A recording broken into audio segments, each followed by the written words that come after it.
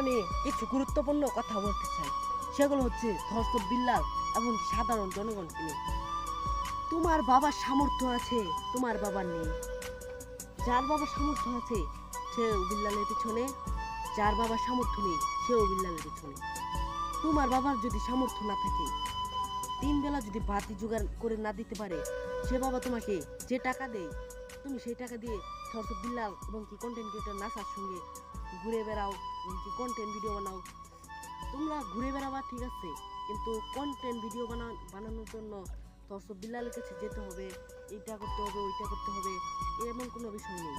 যেন আমরা সাধারণ জনগণ কিন্তু কিছু টাকার লোভে পড়ে গেছি। কারণ সেই টাকার লোভ হচ্ছে, ধর্ষক বিল্লাল বলেছিল 3 মাসে 44 লক্ষ টাকা ইনকাম করেছে ফেসবুক থেকে 3 মাসে 44 লক্ষ টাকা ইনকামের কথা শুনে অনেকের কিন্তু এখন পর্যন্ত লোভ বেড়েই চলেছে।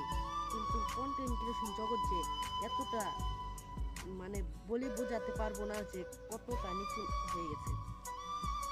ধর্ষক বিল্লাল, কন্টেন্ট ক্রিয়েটর নাসা, এরা দুজন কিন্তু কিছুদিন আগে ঝগড়া লাগিয়েছিল এবং কি উমর কিন্তু বিল্লালের সাথে লেগেছিল। বিল্লালের সাথে পারেনি তারা, কারণ হচ্ছে বিল্লাল নিজের সামর্থ্য নিজেই অর্জন করে নিয়েছে।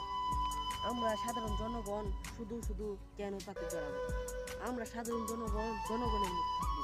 আমরা নিজেদের আমরা নিজেরা অর্জন করে নেব। ধর্ষক বিল্লাল কিন্তু আমাদের মতো সাধারণ মানুষই ছিল এবং সে কিন্তু হোটেলে ওয়েটার ছিল। এখন সে যদি মুখ দিয়ে একটা কথা বলে যে এই ভিডিওটাতে 10 লক্ষ ভিউ হবে, সেটা কিন্তু 10 লক্ষ বেশি হয়ে যেতে পারে। কারণ কি, সে কিন্তু নিজের সফলতা নিজে অর্জন করে নিয়েছে।